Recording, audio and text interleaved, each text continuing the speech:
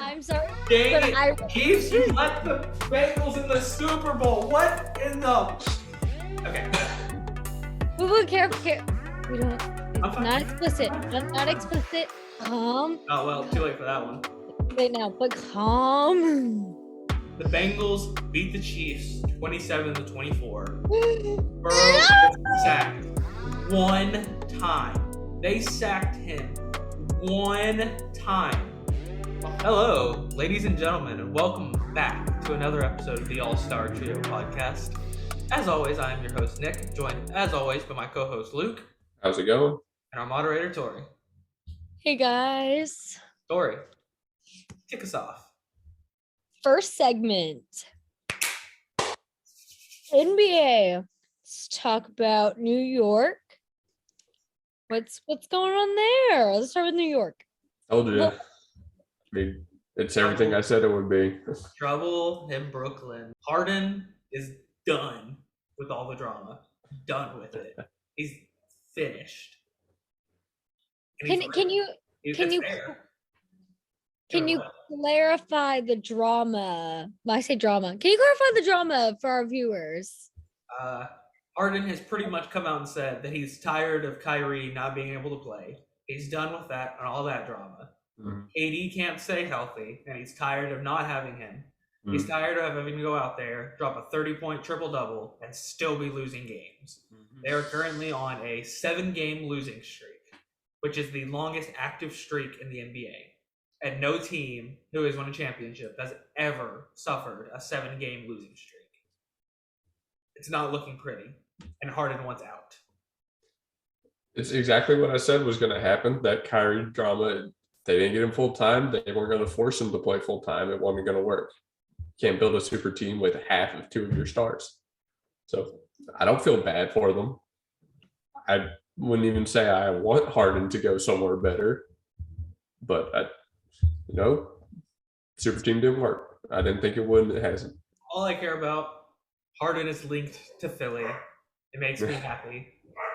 I want Joel Embiid and James Harden on the same court.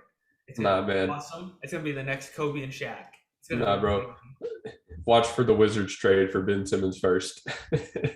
Dude, if the 76ers managed to screw them, apparently they want Harden. They do.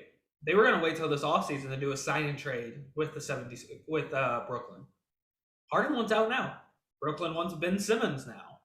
We might get this trade before the trade deadline. I'm happy. I'm pretty happy here. Nothing else for it for me. I mean, the super team's falling apart. It was kind of expected by a lot of people. They look great on the court together. The issue is they're never on the court together. Can't even be mad at Harden because he went there. I've said this before on the podcast.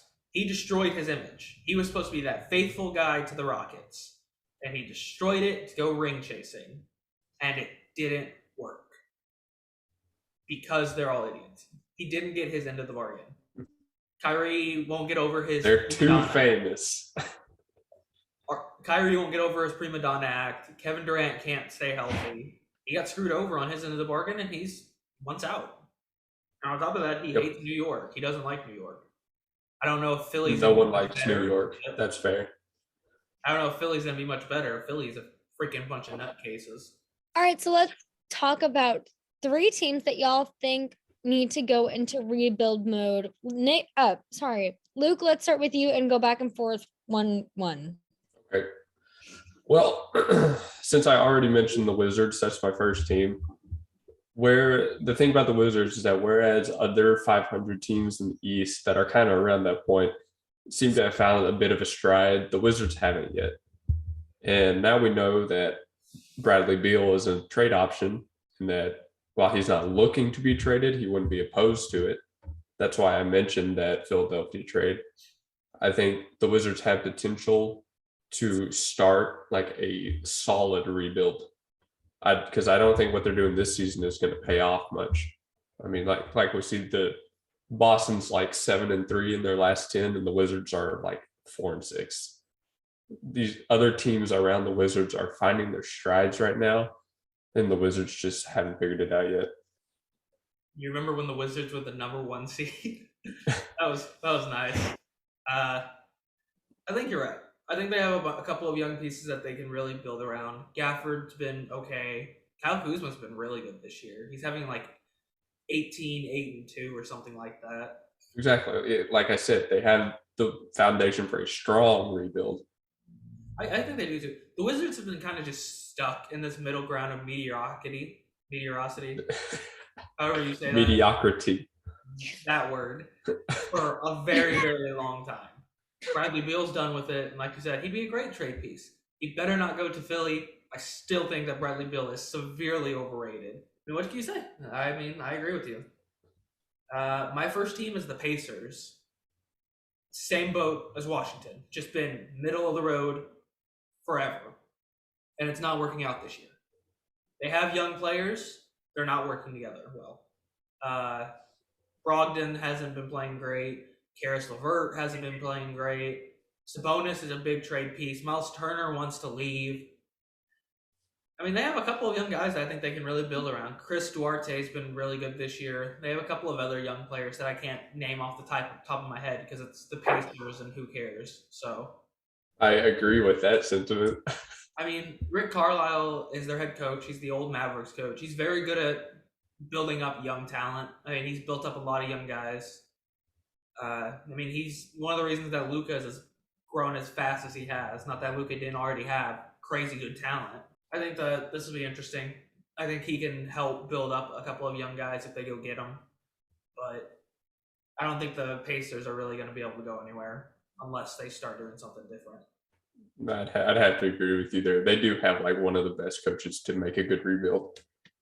My next team, the Lakers. Guess what? The super team didn't work, and now it's falling apart. We're only halfway through the season. It makes me so happy. It makes me so happy. AD's been hurt. LeBron's been hurt. Let them get healthy. Come on now. Before or after they leave? Before or after LeBron leaves?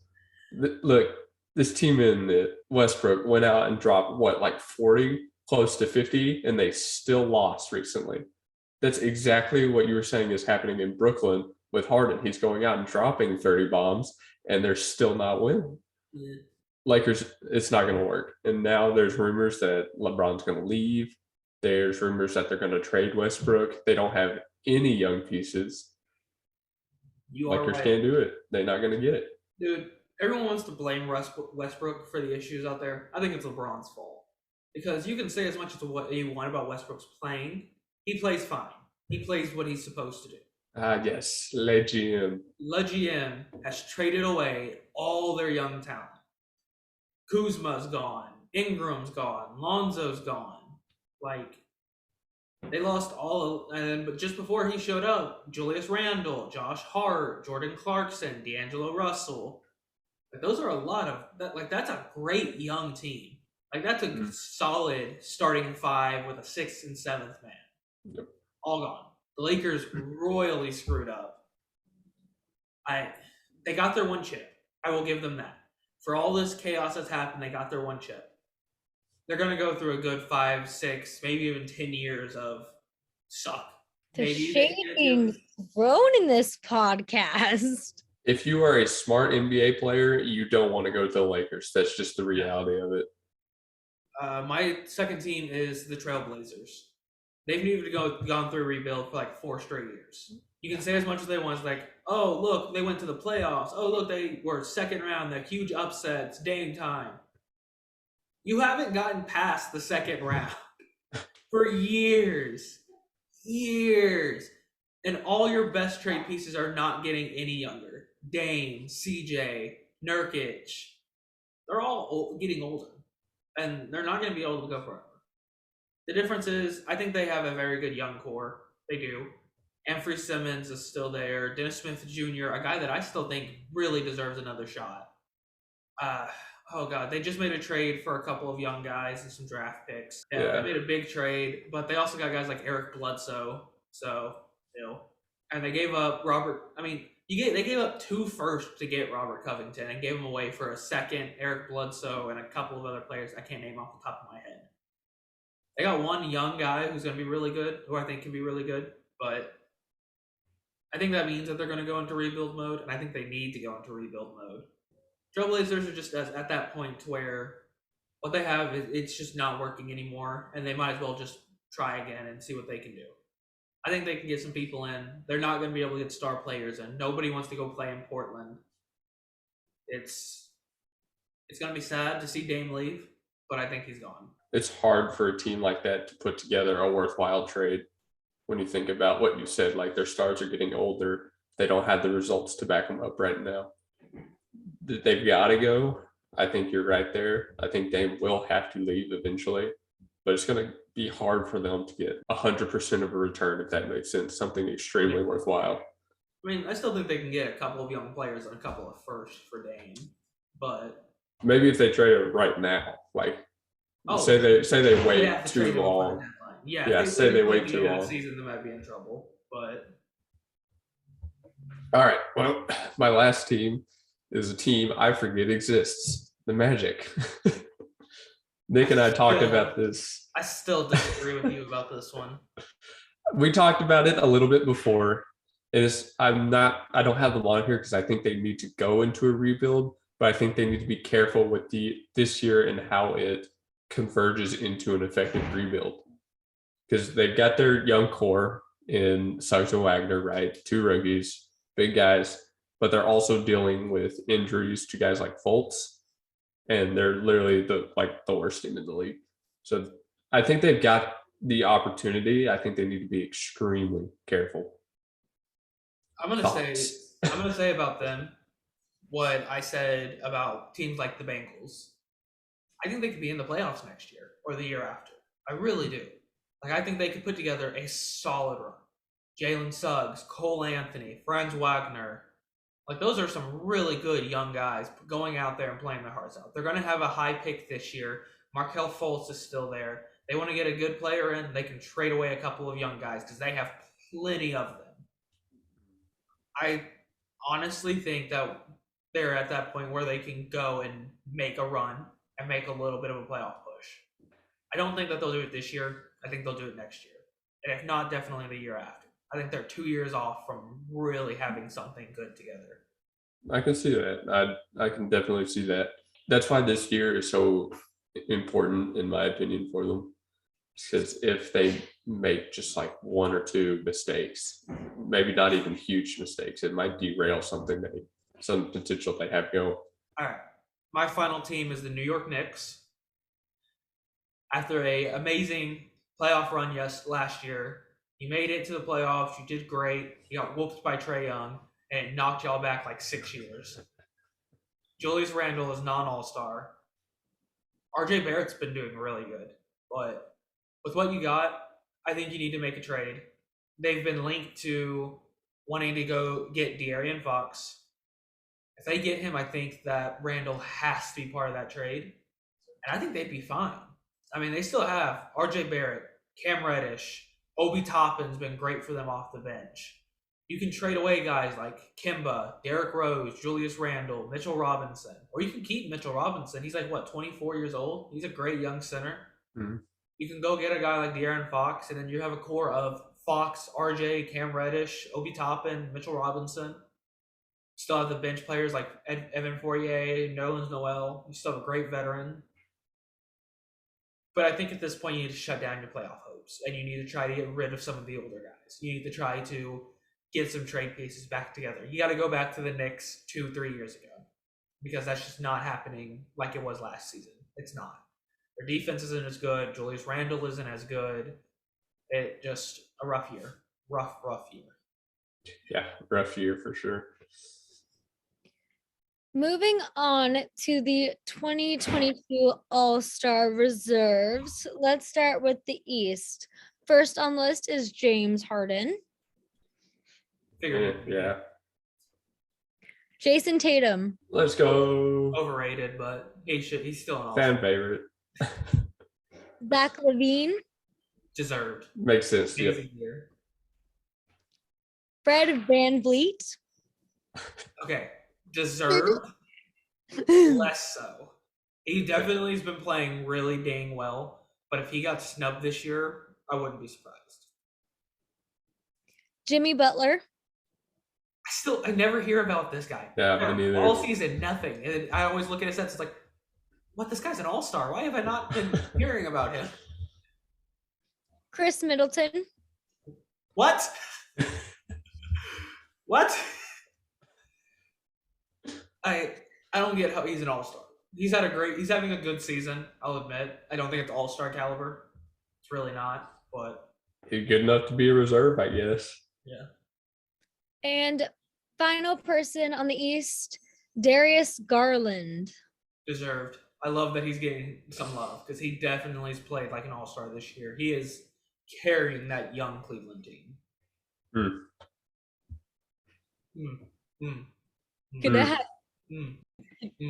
Moving on to the West, Luka Doncic. Luka, I should have been a starter, but let's go. Andrew Wiggins is going to screw everything up. Let's go.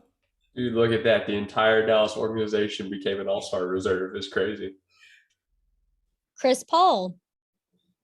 That's deserved. The mid-range point guy. Deserved. He's big out there in Phoenix right now.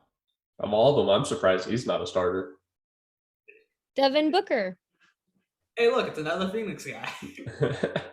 It's the other half of the Phoenix organization. Man, it's like Phoenix is really good this year or something. Yeah, it's like they're the 1 seed.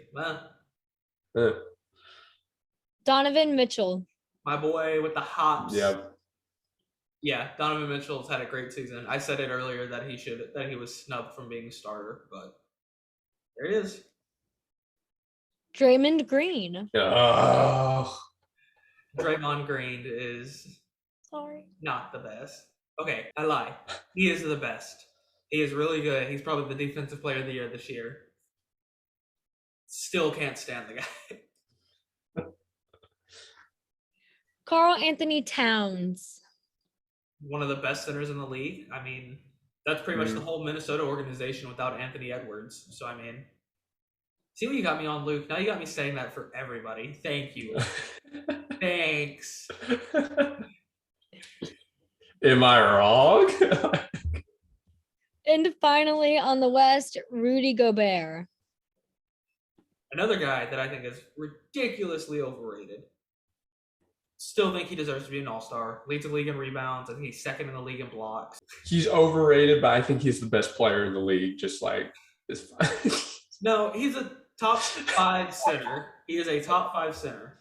I will give him that. He is still ridiculously overrated. I still put him and Bradley Beal in the same boat as overrated. But now, I want to talk about some snubs. My boy DeJounte Murray got snubbed so dang hard. Almost averaging a 20-point triple-double. It's like 29 and 9. When Westbrook did this, he was a freaking MVP. When DeJounte Murray does it, he can't even get an all-star nod. Like, come on, man. Oh, it's so upsetting. The guy's been a beast all season. He deserved to at least get a little bit. My thinking for this, though, is if I was to put someone in, I got to take somebody out. I look at all the guards for this, and I don't think I could take out any of the guards over DeJounte Murray. Maybe Devin Booker or Donovan Mitchell, but I still think both of those guys should have been all-stars as well. If I was to take out a player, I'd probably take out Rudy Gobert, but that makes the guards too deep. So yeah, I can see how he got snubbed. I still think he should have been on this list. I mean, it's tough when there's a limited amount of spots, right? Like, someone's going to get snubbed every year. It's just how it happens. Anthony Edwards, DeJounte Murray. There's also a lot of guards that got snubbed. But guards is just a deep position across the league. Like, very, very true. Very, very true. Next segment, NFL. And God I'm sorry, dang but it, Chiefs, you let the Bengals in the Super Bowl. What in the? Okay. we will care. We don't. It's I'm fine. not explicit. I'm Not explicit. Calm. Oh well, too late for that one. Right now, but calm. The Bengals beat the Chiefs 27-24. No! Burrow was sacked 1 time. They sacked him 1 time. Mahomes tried to play. What did I say? Game. He got shut down in the second half. I'm just gonna say, Andy Reid got out-coached that second half. Oh yeah. If they were only rushing like 3 guys, they would have one guy drop into a QB, like just a little QB spy, and they put everyone else in coverage. And it worked. They got enough pressure to make Patrick Mahomes had to sit in the pocket forever. And then he tried to run around, and that's when the QB spy would just jump on him. Every single play. I swear, I've never seen a guy take a 25-yard step back, drop back to go. No, Tori, I'm not letting you have that. Anyway, I called the Bengals. I called the Bengals. All I got really from this is that the kicker on the Bengals might be a top 3 kicker in the league. He might be like one of the best kickers in the league. Guy's definitely one of the biggest ego. I can't even call it ego. The man's just got that hum. Even Joe Burrow, they just got that. They got that gene. They are that guy. Overtime, it's so funny. Chiefs have been part of 2 of the biggest overtime playoff conspiracies in the last 2 weeks. You got and they're 1-1. They got him against the Bills, where it's like where it was overtime rules need to change. The other team needs to touch the ball, and then you have the Bengals, where it's they gotta stop. They gotta stop. It's that easy. Just get a stop. Why is it that every single time I see like a big playoff moment for the Bengals go wrong, it's always a throw to Tyreek Hill? So it's like every single time that happens. I don't know, but I'll be honest with you, didn't think Cincinnati could do it, but I did. I freaking did it. I am so mad. I did. I didn't think the way Kansas City had played against the Bills meant they were going to lose this game, but you know what? They played so well in the first half. It was like 21-3. They really screwed themselves over with that. They had such a big lead, and it went. That's what happens when you just get that out coached. I mean, when 24 unanswered points for them to score 24. No adaptability to the new scheme on defense. Cincinnati just had them in the bag that entire second half. But hey, man, you know what? Cincinnati's winning the Super Bowl. They're not. Joe Burrow's gonna die. But that's what you said about Kansas City. Well, I thought Kansas City would be able to put pressure. I'm telling you, the Rams are gonna put some freaking pressure. But we'll talk about that when we get to that part. Tori, next game. Let's talk about a better game for me. All right, Rams won versus 49ers. Let's talk about that first. Finally, they're gone. 17-20. They're barely gone. Jesus. Ugh. I didn't want them to win. I was mad at them. 49ers, I'm mad at you. You are Cowboys. I'm done with you. Get out. How did this team go so deep? It doesn't make any sense to me. I'll tell you why. Deebo Samuel is must-watch. Cooper Kupp and Deebo Samuel are must-watch players. And it's so weird because I don't think Deebo Samuel – it's so weird. Deebo, I don't think he's a top 10 wide receiver. I think he's right outside that cusp. I still think he's a top 10 player, if that makes sense. Because of his ability to go running back wide receiver, his ability to be elusive, his ability to see holes and burst through as a running back, and then also make a 40-yard downfield play as a receiver.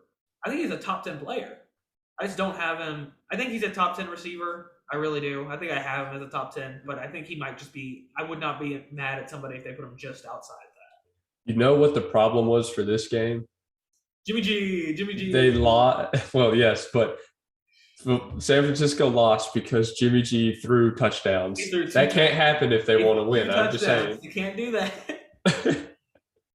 He's already come out and said that he's going to want to be – that he's already expecting to be traded. The front office has already talked to him. They're trying to figure out a place to send him. He has complete say in where he goes. If Trey Lance grows a little bit, I think Trey Lance can be that guy. I really do. He has way more arm talent. He's way more elusive in the pocket.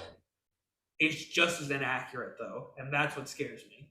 But if there's one thing you can fix on a quarterback, it's accuracy issues. So I think he could definitely be that guy. I'm really interested to see how they look next year. One name. Jimmy G.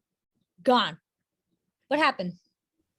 Washington, Carolina, or hear me out, Tampa Bay. Okay, Tampa Bay, Pittsburgh, maybe Denver, but probably not. For those of you who know, that just totally skipped. That they're talking about where they think he'll go. Jimmy G fits the Washington personality. They always want that veteran guy who's always mediocre and never puts up anything good. He's perfect for Washington. But Carolina, they just need a consistent quarterback. That's what they need. They need an O-line and they need a consistent QB. Cam is not that guy. Sam Darnold wasn't that guy. If there's one thing we've gotten from Jimmy G, he's not great, but he's super consistent. And from what the 49ers players have said, they want to play for Jimmy G. He is a great guy. He's a great leader. And do you want somebody to have in Carolina? Why not the most attractive quarterback in the league and Jimmy G is the face of your franchise? Why not? Can't be much worse. And finally, would it not be right if he followed the footsteps of his former teammate and guy who carried him to all his Super Bowls and Tom Brady, who played in Tampa Bay? Complete the circle of life, you know? I could see him going to Tampa Bay, like legitimately. That it does make sense for him to just follow Tom Brady again. But for Pittsburgh, now we know that Big Ben is done. And now you've got a quarterback in Jimmy G that's one, proven he can replace a legend, and two, actually win multiple rounds in the playoffs somehow. That's what the Steelers need. Granted, I don't ever want the Steelers to be good, but it is what they need. Steelers need Aaron Rodgers, who they might get. Let's be careful. I don't know. He might go to Denver. Denver or Steelers are apparently the two favorites. So I could see Jimmy G also going to Denver if Rodgers doesn't go there. It's a shaky team. They kind of need that consistency that you were talking about that Jimmy G brings. So I think he's got options. I definitely think he's got options. He might even see the playoffs again in his first year with one of these teams. So do you guys think that where Jimmy G goes depends on where Aaron Rodgers goes? Not necessarily. I think it might be the other way around. Okay. Whoever doesn't get Aaron Rodgers might end up just going with Jimmy G. I mean, we got to remember, this is the only guy in the league with multiple Super Bowl rings. Okay, this is like last Budget Brady. Budget Brady. This is the last guy in the league with multiple Super Bowl rings. Everyone that has more than one is all retired and gone. End of a freaking era. That's freaking, oh my God, that's crazy to think. Peyton Manning, gone. Aaron Rodgers, maybe gone. Tom Brady, gone. Phillip Rivers, gone. Drew Brees, gone. It's the end of an era. Yeah. It's crazy. We got at least Daddy Joe Flacco is still in the league. He's still out there on the Jets. Oh my gosh. All right, guys. Washington released their name and they are now the Commanders. The Washington Commies. Commanders. What a trash name. I think it's okay. As much as the hate get, and us especially, we're going to give them hate as Cowboys and Eagles. But I think it's a fine name. I do. I was about to say, if you want to guess, I might call them the Commandos. No, people are calling them the Commies because their colors are red and they're Washington. Yeah. Oh, we like it. Okay. We love that. So stupid. They're so stupid. It's Washington. The commander-in-chief is in Washington. It makes sense. It does. It's not crazy political. It makes sense. It's fine. No, but it's stupid. I think it's just like Washington. We discussed the same thing about the Washington football team, and now people are calling for it back. But we discussed how many better names there were. Yeah, that was going to happen anyways, no matter what they chose. Red Hogs, people would have considered them pigs. The Red Wolves, that's too tacky. The Admirals would have been okay, but there's not much exactly for admirals in Washington, D.C. There's the commander-in-chief in Washington, D.C. You know, the president. It's kind of I don't right there. I don't know. I still think there were better names they could have gone with than the Commander. Oh, of course. But this was the safe name. It's what it was. Oh yeah, it's safe now that everyone's calling them the Commies. Yeah, totally safe. I mean, I don't think it could have gone anywhere else. It's still Washington here. Come on. People want to hate on the jerseys. I think the jerseys are fine. I really like the red and the black jersey. I think the black jersey looks really good. I'm not big on the white jersey. The white jersey's kind of iffy, but they're getting a lot of hate for their name and for their jerseys. I think the jerseys are fine. I think the team name is fine. I think it's all fine. I think we'll grow to get used to it. I think it'll be fine. I actually really like them. I agree with you that the white's a little odd, but I really like the jerseys and how they look. The numbers on the white jersey, I believe is what it is. The gradient look on the numbers where it's like gradient red, gradient red, gradient. I don't like like the middle gradient. I don't like the bottom gradient. If you're gonna make a gradient, make it on one end. And then I don't like the sleeves on the white jersey. I don't like the red lines and all that on the white. But I think it's fine. I think the other two jerseys are pretty nice. You know what it is? I don't like the sleeves, but the numbers on the white one with the gradient remind me of like soccer jerseys. That's what it is. Atlanta Hawks jerseys. That's what I'm. You know what? The black ones remind me of the Washington Steelers. Oh yeah, I love the Washington Steelers. I remember that football team always being around. Yeah. I don't think there's anything to get upset about. Like I think they're normal jerseys and they're bright colors, but I think this is such a stupid organization. I still think they're new logos. One issue I have with the red one and the black one, the Commanders. The Commanders being across the top of the red one, I don't like. And then it's like a little name tag on the edge of the black one. I mean, it's like it's crazy. It's almost too referencing, isn't it? It's like almost too referencing. I kind of like it being in the corner on the black one. It doesn't make it as like. I don't know when we turned into fashion consultants here, but that's apparently what we're doing. It's my fault. I think we're just trying to stay away from the next segment, but we got to get. Sorry, man. I just like the Washington Steelers so much. What can I say? Sorry, let's get over the hump of the next segment. Brian Flores sues the Giants, Dolphins, and the NFL.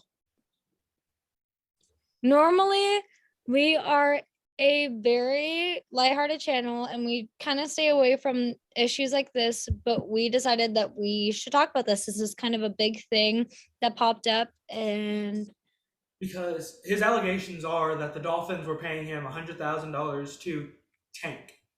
And the season that they said that this started was the same season that the whole reference for tank for Tua came up. Brian Flores, and then you start adding in things like them not wanting to play Tua, even though it's been a huge thing that Brian Flores has been saying, like, I believe in Tua, I think Tua could be that guy, but he never played him. He would always play, like, Fitzpatrick, not Bridges, what's his name? Oh, I can't remember his name. They're Jacoby Brissett, that's what it is. They were always trying to play the backup quarterbacks. It's like, if you believe in Tua, why wouldn't you play him? Yes, he was apparently forced to.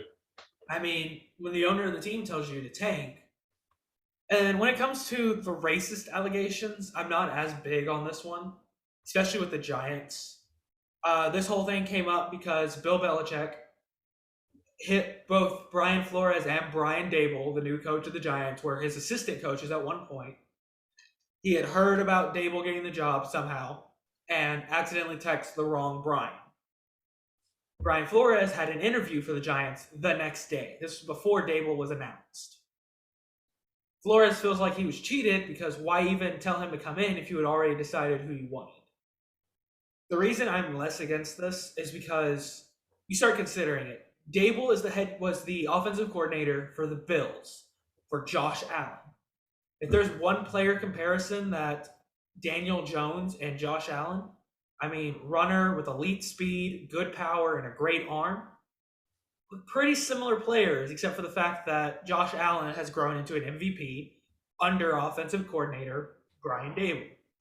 I think it was exactly who they needed.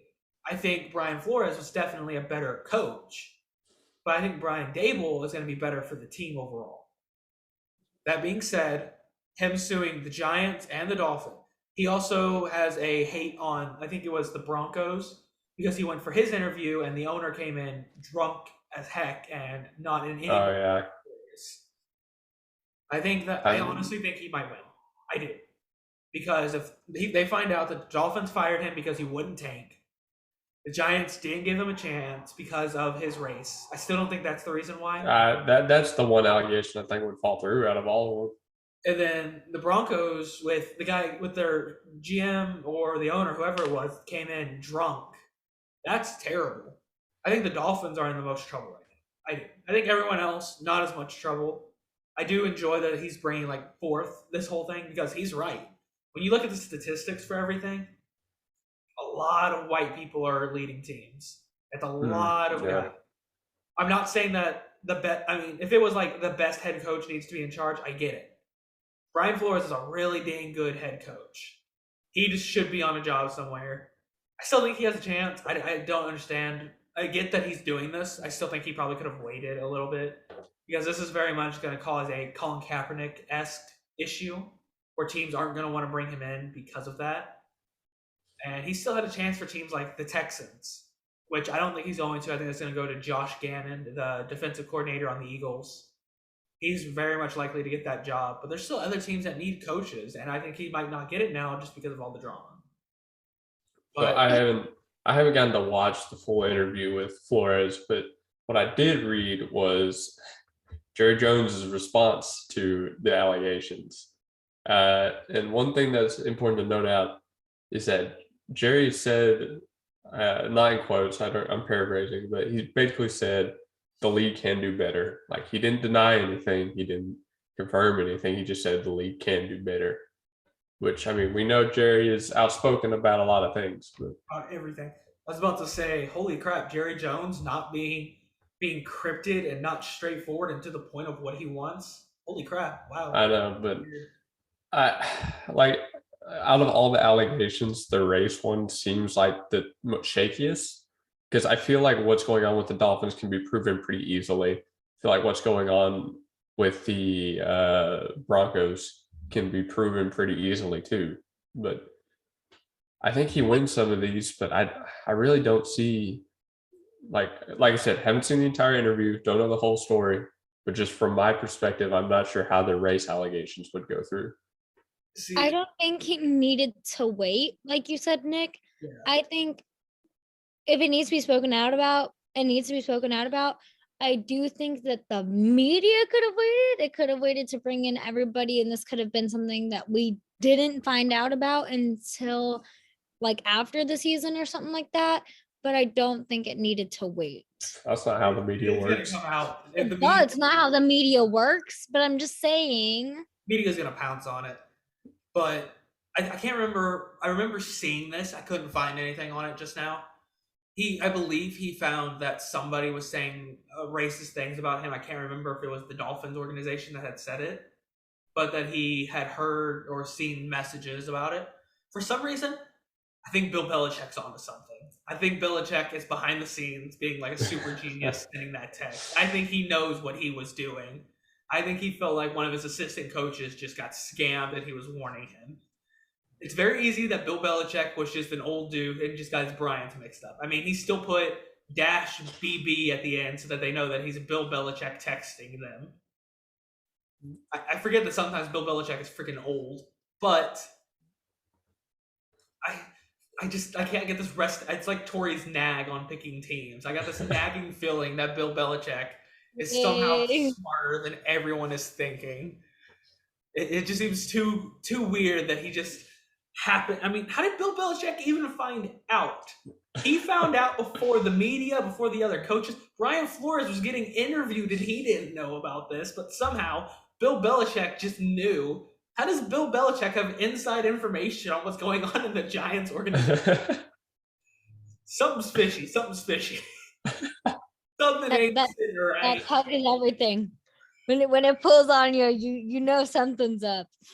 All right. Now that I've brought back the lightheartedness, and let's move to Tori. Ladies and gentlemen, the Super Bowl. Bengals versus Rams. Joe Burrow's going to fucking die. Joe Burrow's going to win it all. Aaron Donald and Von Miller are going to kill him. Donald is going to have like 4 sacks. I am calling it now. He is.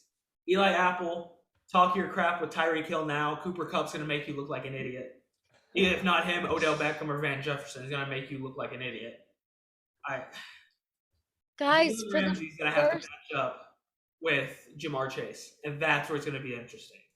We're going to see, because I've said it before, the Rams' corner depth is not very good. It's Jalen Ramsey, and then it falls off a cliff. If we know one thing, if the Bengals have a surplus of wide receivers, Jamar Chase, T. Higgins, and the guy who I always forget, Tyler Boyd. I did remember this time. Hey, he remembered him this time. 4 tries, but I finally remembered who he was. He got it. They're gonna make this team work. They really are. It's gonna be tough, but I honestly think that it's gonna be. I think the Rams are gonna do it. I think Joe Burrow might end up getting hurt again with how badly Aaron Donald's gonna freaking kill him, but we'll see. I think the Bengals are gonna win this game. Dude, if they win this game, I'm actually gonna lose I'm gonna lose it. I'm going to lose it. I love this team. At the beginning of the season, I said that they were like I hate that I was right. I said they were like a year off. They can put something together. They need to build up this O-line another year. I said that this is a team to watch. I think you actually gave me crap about saying the Bengals. Like, I'm pretty crap about it. I was right, and I hate it. I didn't think they were going to do it this year. I didn't think they were going to go all the way. I didn't think they were going to beat Kansas City. I didn't think they were going to beat the Raiders. I they've gotten so far. I don't think they can stop now. I really don't. They proved me right this offseason. They proved me postseason. They proved me wrong this postseason. I think this team is going to win the Super Bowl. All it comes down to, can the Rams keep it at more than a field goal? Because if it's a field goal game or tie game, Cincinnati's going to win. Anything, it's going to go badly. I wouldn't even say that because they came back from a 21-3 game. Okay, that was against Patrick Mahomes and shutting them down. The Rams are a totally different beast. True, that is fair. I will agree that is fair. I can't remember his name. Tyler Higbee. Their tight end is a top 10, top 5 tight end in the league. Odell Beckham, Cooper Kupp, Sean McVay is I think a smarter coach than Andy Reid. I don't know. We'll have to check the Cincinnati's defensive scheme in the second half. We'll see. For the first time, second half teams I've ever seen. Sorry, Tori. For the first time, I don't know. I legit don't never know. You just guess right. Don't you? No. It's no. You know what it is? You know what it is? You know what it is going on. For those of you not watching, Luke just took off his headphones. Luke is done listening. It's you know what this is? It's my Peter tingle. That's what it is. That's what it is. The tingle. Look, it's instinct. I know. And for once, I don't know. And I want the Bengals to win, but it's such a toss-up because the Rams are such a different beast than the Chiefs. And I don't know. Maybe I'll know when it's closer to time, but right now, I'm clueless. I'm absolutely clueless. So the Peter tingle is telling you that you don't know. Yeah. I mean, every other time it's the Peter tingle. Right now, it's not the Peter tingle. All I know, let's get Chidobe Awuzie his ring. All we know, the NFL's in good hands. If I have to see another dang thing of Justin Herbert versus Joe Burrow, Herbert is the better quarterback. Joe Burrow just has a better attitude and a way better weapons and a way better coach. Justin Herbert is still and a way lower what's the word I'm looking for? Lore. Pulse. Yeah. Ice in his veins, man. Joe Burr. Joe Shiesty. So stupid. They're gonna win the Super Bowl. It's gonna happen. If they're gonna do it, it's this year because I don't think they're gonna be able to do it next year. I really don't. I think that Baker comes back healthy, the Browns will do good. Lamar comes back healthy, the Ravens do good. The Steelers get Aaron Rodgers, the Steelers do good. I think if this is the year, I think that if they're going to do something, it's this year. I want to say Cincy. Like, I want to.